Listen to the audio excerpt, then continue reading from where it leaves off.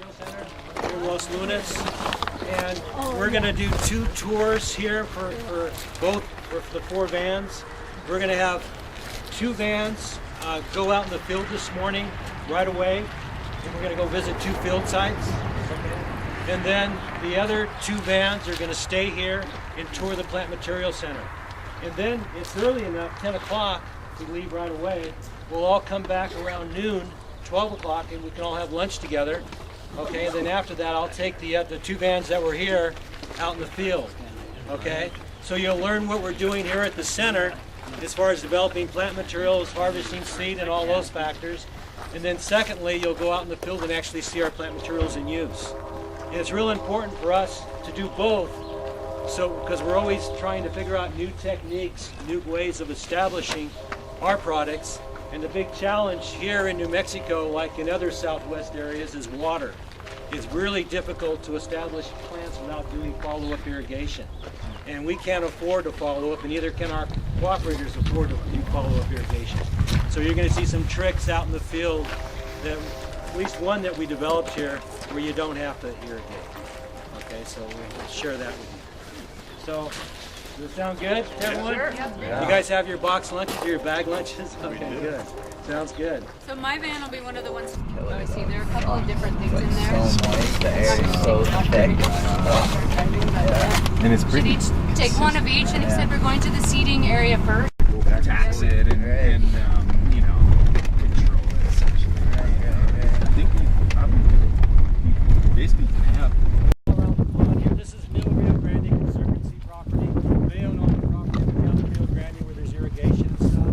They basically they wanted to revegetate this pond. What it was a real steep slope like it was on the other side. They brought in some dozers and stuff, and then they recontoured the slope and reduced the slope. And so it was bare soil, so we had good weed control, right? They removed the topsoil that contained the seed bank, so we didn't have to contend with it, so we had an advantage there. So when you're doing a seeding, you need to apply weed control. That's really important. When you have giant kochia and all that kind of stuff, it's hard without the weeds, The second thing, we want to use native material. We use Plant Material Center releases. You can see the species that we use pesticides. If you were to walk around, you would find those plants here. Okay, and these populations that we're using are from New Mexico, so you want to use localized material when you can. Next thing, we had volunteers seed this, and we seeded it in July. You see the weather in July, here at least the rainfall data, that's where we get our rain reports. What we need is back-to-back rainstorms. We need to see how long it takes to get a seedling root down below 4 inches. That's the whole deal. Once it's below that active evaporation zone, then you can say, well, maybe it's established, okay? But it takes a good 20, 26 days for that to happen. So you need moist conditions for that whole length period. Between rainstorms, if your soil dries out, you're in trouble, right? Your seedling will die if it dries out. Just like putting it on water vapor.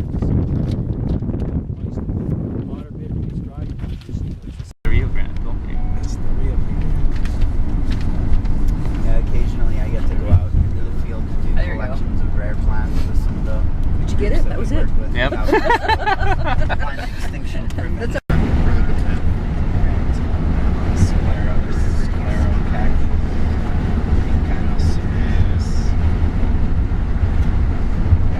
Acres is connected to 3 other 40-acre plots, and there's 4 replications, and it starts all the way down by Bosque del Apache, goes all the way north to Cook Street Reservoir, and it's with BLM, it's with Forest Service, it's with us, a whole bunch of agencies got together, and what we're looking at is there's actually there's 4 treatments. There's a control of leaving salt cedar intact.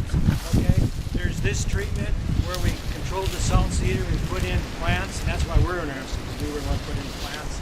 And then there's one where they basically use fire to control salt cedar, not chemical. They burn the salt cedar.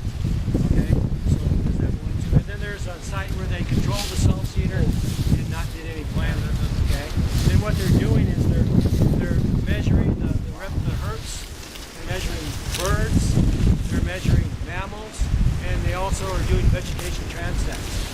And they're trying to look at the different treatments to see what impact it has on wildlife as well on the native vegetation.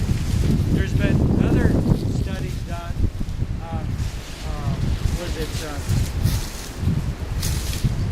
The Denver University, did a study where they had grad students in regards to vegetation monitor 30 previously treated sites from 1 to 11 years old. This was published in Restoration Ecology.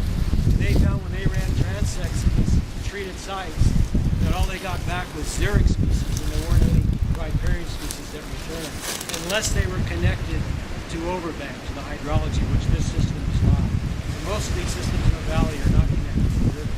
So all you're going to get is desert plants unless you put them back yourself. And with this long stem shrub planting technique, it's real easy to put the shrubs back. And of course, it's real easy to put the cottonwoods and willows back using bull plants. That treatment was about 30 years ago. It's real easy. To be successful, it's not a big deal. So we can put it, and then the more difficult is to put the grasses back. But we're putting shrubs back in the sterile. In fact, on Wednesday I do a presentation at the conference. And there's a site over in Bernalillo where we put in shrubs using long stems. And right at the crowns of shrubs, and this was on sterile sand, it was new fill material, where there's a highly erosive bank. The bank eroded away, so they put in rock weirs, and they put the sand back in, and we put shrubs on the sand to harbor the sand.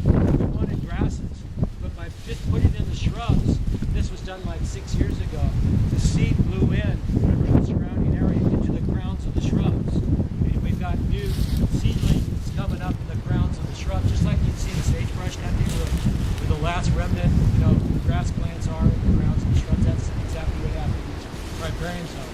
So if you can get these shrubs established, then they create, they drop leaves, they create all this mulch, and they also provide shade. You got this little micro environment, that's more mesent, and you get your grasses to establish in the crowns. Then from that, they start moving out.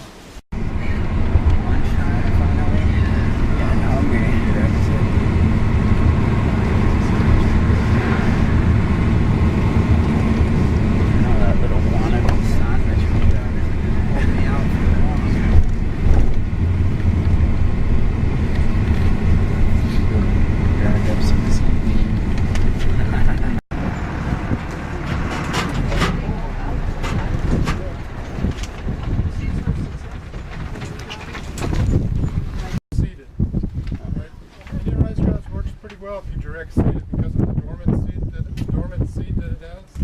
So it's awful hard sometimes to get it to come up in a greenhouse situation. Sometimes it's better just to plant it. What you want to do is you want to put it in the wintertime. Usually December, January, seed it directly into the ground. And then it stratifies and goes through the winter period, stratifies itself, cold stratification, breaks the dormancy, and it comes up. That gives you an idea. And this is Indian rice grass. This is our release, our plant materials release of, it's called Paloma.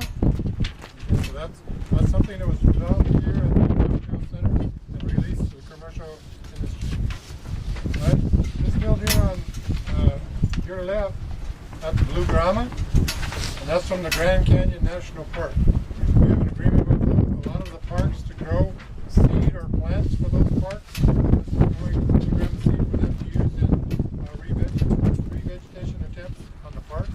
They have some spots where they have a project that they need to go back in and revegetate, and we're growing the seed for them. So that was established using transplants. One good thing about using transplants is you have an instant plant in the ground, you can see it, and then when we come back in and we have to weed those plantings, we can see the plant there and we know what it is, and we don't have to hoe it out. Because we do a direct seeding, it's awful hard sometimes to tell the weedy species from the good species, which are nothing grass. So it just makes it a lot easier to weed. That's also from Grand Canyon National Park. That's needle and thread grass. And if anybody's ever worked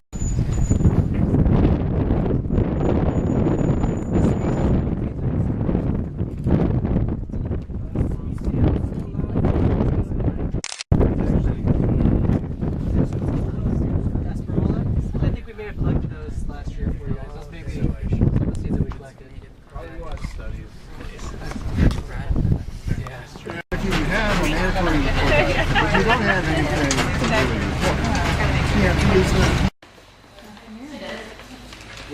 After it comes in from being harvested, we put it in bags, and we've got a seed dryer upstairs on the south end of the seed barn there, and it blows air through the bags and dries it out, keeps it from getting moldy.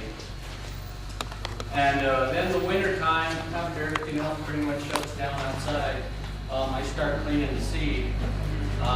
We bring it out down. I usually weigh it so I can get a good unclean seed weight. Then it comes over here. This is a hammer mill, and basically breaks down the seed. It removes the floret from the spikelet. You notice it's kind of coarse. We run it through here, it goes through here, goes down.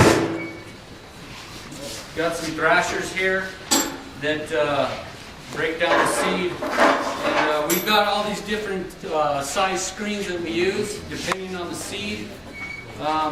We want to get screen size small enough to separate the floret from the spikelet, and we don't want it too small because then it'll break the caryopsis. And I have a microscope that I look at it, make sure that everything's okay, we're not breaking the caryopsis, and then it's ready to run through the seed cleaner.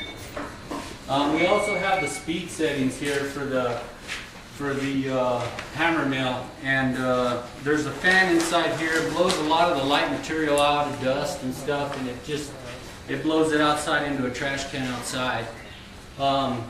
Same with the speed. The speed is for the motor for the thrashers, and we just kind of control that according. Again, just making sure that we don't break the caryopsis. And then from there, it goes down into these tubs, and then it goes into conveyor belt. Of course, you might want to get a feel for the material here and the material there, see what the difference is. It's all broken up. It breaks up a lot of the stands. If there's leaves, it breaks all that up, and again gets it ready to go to the seed machine. You want all your collections in the mill? Yes. And then that blue box there's a hopper. We'll drop it in there, and there's a fan. As the seed is dropping, there's a fan in there that blows all the lighter stuff out and brings it down into one of these trash cans here. And then it'll drop into the first screen. There's 4 screens. We got 3 scalping screens and a seed screen. And as it's going down, on the scalping screen, the seed will drop through the screen, and all the heavy material will stay on the top of the screen and is shaken out into another trash can there. And the same thing with the second screen, the third.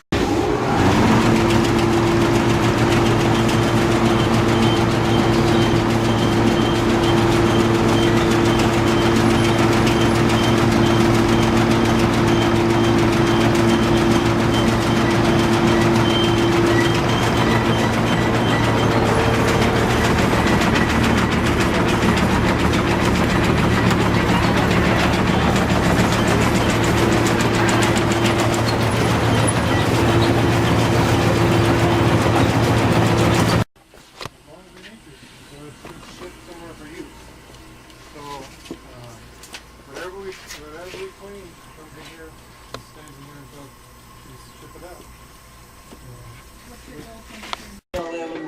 Like that, well, we often get much less seed than we'd really like to see, so we can't ever put those through any of our big cleaning equipment. Many of them are so small that we strictly use a rubbing box, break them down, and then just use hand screens. Get rid of the big and chaff and the small chaff, and then end up putting them in the south door seed blower to separate the dead seed out. So that is often the way we do things. That's my preference. Other people around here like to use a little office on small seed lots, and that works fine if we happen to have the right screens for that particular species. I think that would work really well. This works pretty good. Like David said about the bottle brush, we lose quite a bit on the ground. not been tested on. Germination is very, we rather waste just a little space in the flood tank, or a lot of space in the water tank. Save us time and money in the long run. So we typically start our seeding.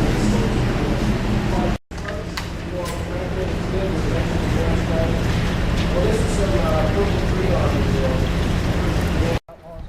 But I just wanted to show you, this is where we grow them. And That's quite the design. Did you work hard at that? No, I meant how straight it was. you know, when we grow them cheek to jowl like this, they tend to grow pretty They upright. need to just go wherever they need to go. Yeah. Some of the other species aren't quite as cooperative.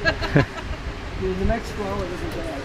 Are those the cold cuttings that you have in there? Being on a 3-point hitch, and plus the adjustment that we have with this, we kind of get it at the height we want it. There is some problem with it picking up some dirt, especially depending on how disturbed the furrow is, or how flat it is at the time.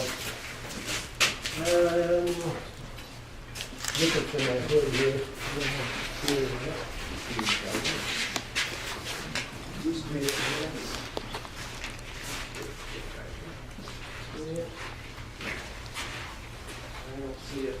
Basically what it is a vent that's used in HVAC.